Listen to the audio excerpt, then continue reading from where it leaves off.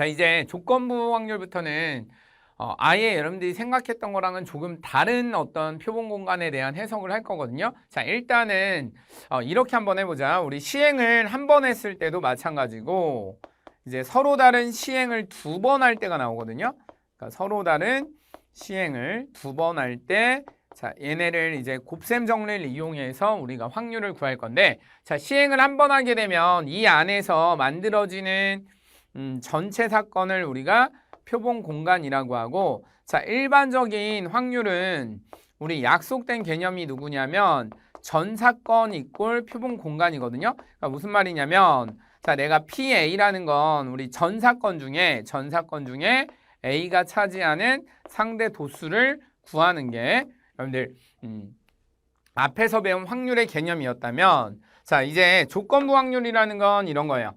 표본 공간이 전 사건이 아니라 이 안에서 어떤 특정한 사건 B라고 해볼까요? B라는 사건이 전 사건이 됐을 때 그 중에 A가 얼만큼 있는지, B 중에 A가 얼만큼 있는지 차지하는 게 일종의 조건부 확률이에요. 그러니까 뭐냐면 내가 나중에 표본 조사라는 걸 할 건데, 대한민국 전체에서 남자가 얼만큼 있을까라는 전체 확률을 구하는 게 우리가 앞에서 구한 확률이었다면, 조건부 확률은 뭐 예를 들면 서울에 사는 사람들 중에 남자는 얼마 있을까를 통해서 이 표본 안에 있는 그러니까 전체 중에 일부를 띄어낸 애들 중에 남자가 차지하는 비율과 전체 대한민국 안에서 남자가 차지하는 비율을 서로 비교해서 어떤 규칙을 찾을 수 있고, 규칙이 있다면 뭐 할 수 있지? 그렇지, 우리가 예측할 수 있죠.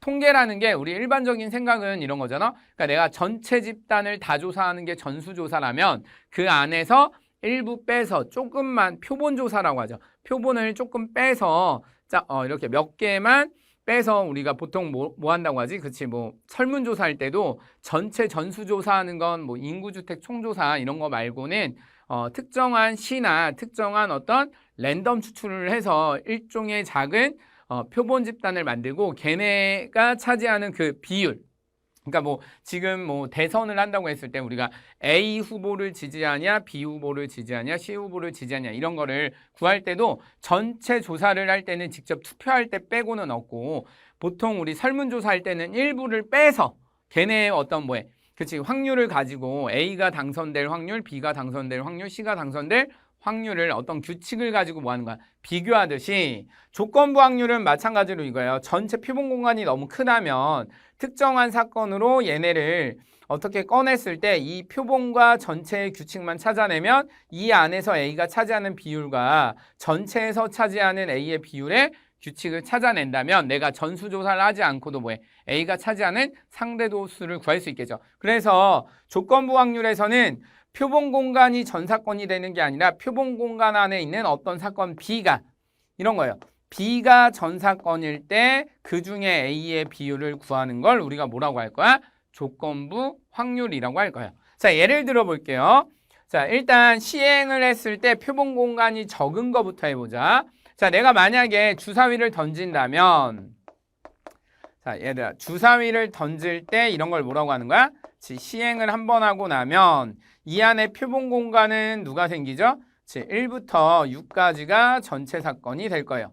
1, 2, 3, 4, 5, 6이 표본 공간이고 전체 사건인데, 자, 이 중에 선생님이 짝수라는 사건을 A라고 하고 3의 배수라는 사건을 B라고 해볼게. 그럼 이 교집합에 포함되는 건 6일 거고, 자, 우리가 이렇게 쓸 수 있죠.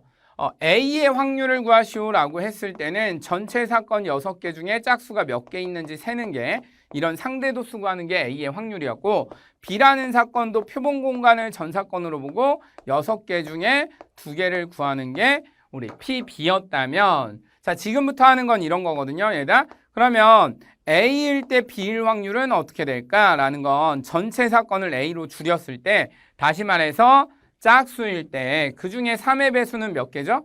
그치, 2, 4, 6, 3개 중에 1개죠. 1개다라고 쓰는 게 조건부 확률이야. 마찬가지로 선생님이 요게 바라고도 읽고 기분이라고도 읽거든. 그래서 B일 때 기분 B, B가 주어졌을 때 B를 전 사건으로 봤을 때 A가 차지하는 확률을 뭐라고 하는 거야? 조건부 확률이라고 하는 거야. 그러니까 3의 배수 중에 짝수는 몇 개 있는 거야? 같이 2분의 1이 있죠? 그래서 내가 이런 조건부 확률과 원래의 확률, 조건부 확률과 원래의 확률이 어떤 규칙이 있다면 나중에 표본 조사했을 때도 뭐 할 수 있어?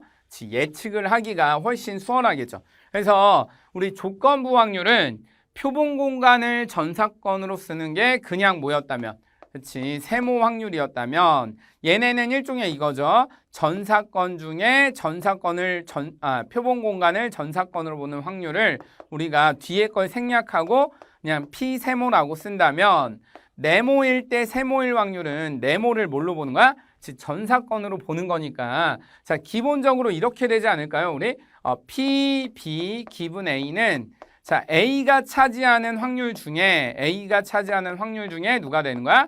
즉 전체 B가 되는 게 아니라 A 안에 있는 B의 확률만 보는 거죠. 자 다시 얘네를 벤 다이어그램으로 표현하면 자 A가 있고 B가 있다면 전체 사건 중에 A의 비율 찾는 게 PA.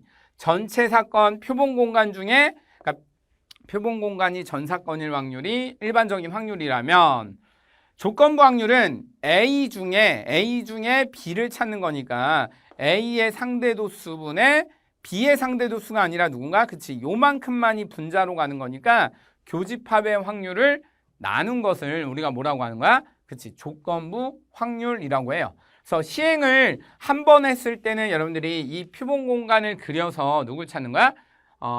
전체 사건분의 A의 비율을 찾는 게 일반적인 확률이고 특정한 사건 A 중에 B의 비율을 찾는 게 조건부 확률이다라고 생각을 하시면 돼요.